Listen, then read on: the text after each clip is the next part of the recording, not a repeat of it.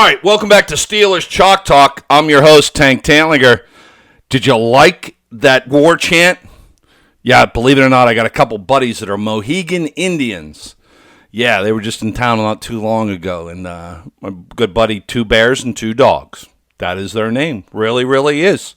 And they're the Mohegan Indians, and that's one of their war chants. Ole, ole, then the wolf howls. Why did I play that chant? Because your Stil'rs better get some kind of Warriors, Indian mentality, Viking mentality, something going on. Hey, you're listening to Stil'rs Chalk Talk here every Saturday morning on Wheeling's Fox Sports. And you guys over in Western PA can hear us too. I know you can. Over in little Washington area. Please tune in every Saturday morning, 10 a.m., hear what I got to say, the old tanker, about Stil'rs Nation and the status of affairs. All right. Where do we even start? Look, the low-hanging fruit on this thing is to talk about Mitch Trubisky and the offense. Makes sense, because they're not putting up any points for those of you who are new to the game of American football, as opposed to European football with that leather round thing where nobody hits anybody. American football, what we like to do is block and tackle. Those are basics. What we like to do is talk about our quarterback situation, because see, in the NFL, the quarterback is a very important situation. If you have a mediocre quarterback, you're going to have a mediocre football team. If you have a bad quarterback, you're going to probably have a bad football team. You miss Ben Roethlisberger, don't you? Don't you? Yeah. I ain't talking about Ben from the last couple years post-arm surgery. I'm talking Ben Roethlisberger back in the day. And even back in the day when Ben was winning. Even championships. Yunzers across Stil'rs Nation could be, at Ben Roethlisberger, he ain't no good. He holds on to the ball too long. He ain't no good. Give me another Iron City and a shot of Imperial. He ain't no good, that Roethlisberger. I heard it for years, man. Even 8-9 years into Ben's career. He holds on to a ball too long. He ain't no good. Hall of Famer, first ballot. So, all the conversation of, put Kenny in. Put Kenny in. He can do it. He's PITT boy. I'm not saying Pickens is not going to be a good quarterback, or a great quarterback, or a bad quarterback. I have no idea. But look, if you're going to start with basics about this Stil'rs offense and where the problem is and where the problem lies, it lies with your head coach, Mike Tomlin. You know, it was Mike Tomlin who brought in Todd Haley. You know Todd Haley, the guy who played college golf. Not college football, college golf, and had to go to 4 different universities because he was a problem. Todd Haley, whose qualifications as a NFL coordinator, or the fact that he was a ball boy for the Stil'rs back in the day. Yeah, you didn't know that about Todd Haley, that he never played football. I don't know, maybe he played 6th grade. Who the hell hires somebody like that? And his ego. See, that's why Todd Haley ran the wheels off of Le'Veon Bell. I'm not talking about Le'Veon Bell, the nut job. I'm talking about Le'Veon Bell, the football player. Because every time Todd Haley got in trouble because of his stupid play calling, hand it to Le'Veon. Well, that was easy. That was one hell of an offensive line, Villanueva, DeCastro, Pouncey, Ramon Foster. That's real intelligent there. Call there, Todd Haley. You're going to run it with Le'Veon Bell behind that offensive line.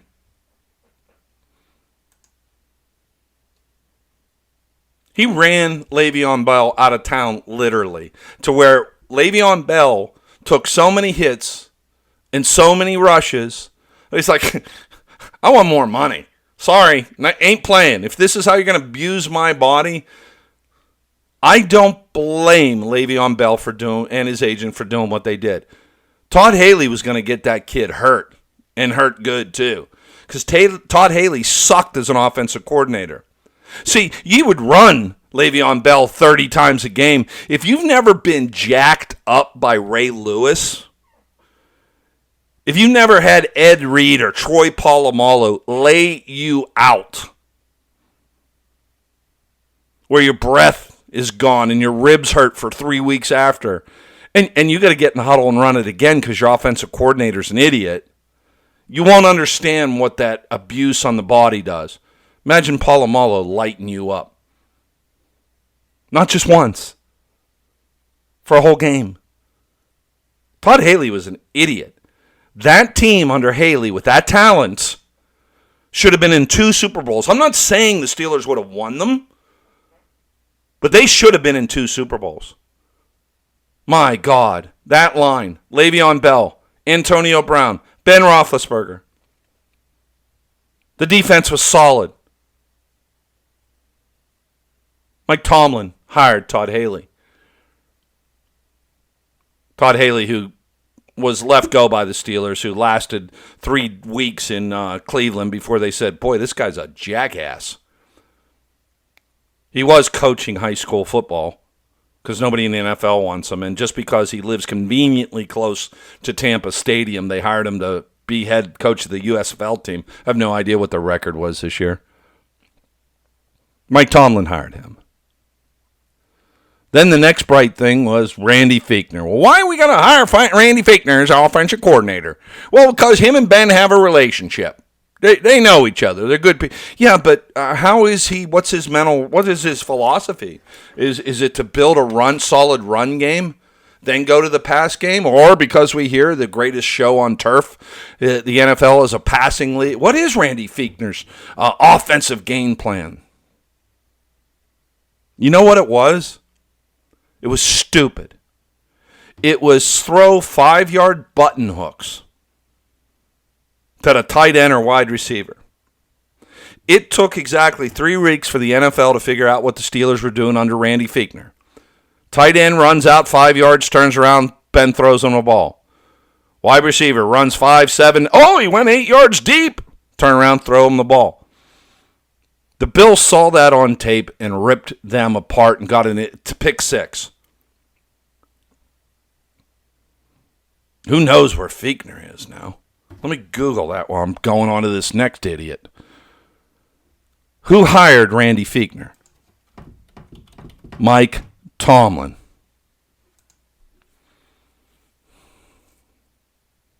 Fichtner didn't last because that offense just stunk. Let's see, where is he? 1986, Michigan. Pittsburgh Steelers, last known job. Offensive coordinator, 2020. He's only 58 years old. Hell, I'm 57. I'd love to still be coaching. Oh, here, maybe this is Fichtner's problem. He was born in Cleveland. Take that, you Browns fans. Fichtner isn't even coaching anywhere, according to his Wikipedia page right now.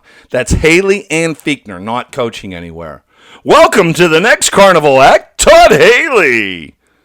Now coming down to play offensive coordinator, Randy Fichtner. Now coming down into the spinning wheel of offensive coordinator, Matt Canada. Matt Canada, who's gone from one college job to another. Let's see what the old Matt Canada. Yeah, here he goes. Matt Canada.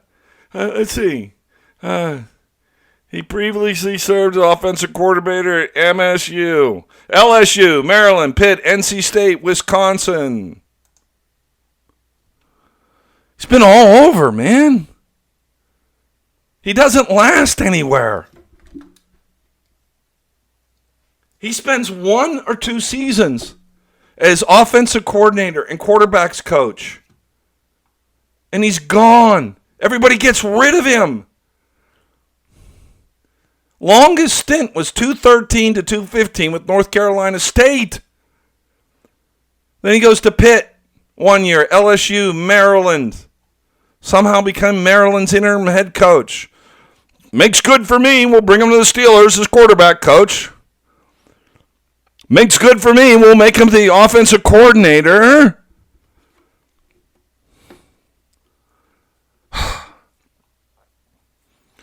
Oh. Hey, you're listening to Steelers Chalk Talk. I'm Tank Tantlinger. You can hear us every Saturday morning at 10 a.m. talking Steelers sports. Look, I just went 10 minutes talking about the lineage, the quarterback, and I didn't even tell you what the problem is with Canada yet.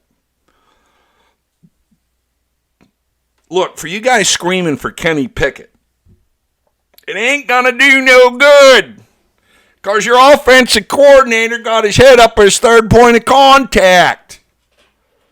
I said late last year, if you see Matt Canada call one jet sweep, one, in the first 4 games of the season, you'll know that this offense is going to suck. And guess what? He ran like 6 or 8 of them the first game. Matt Canada does not know what he's doing. So his philosophy with his mobile quarterback, and you've seen it week after week, the offensive line slides to the right on a pass play.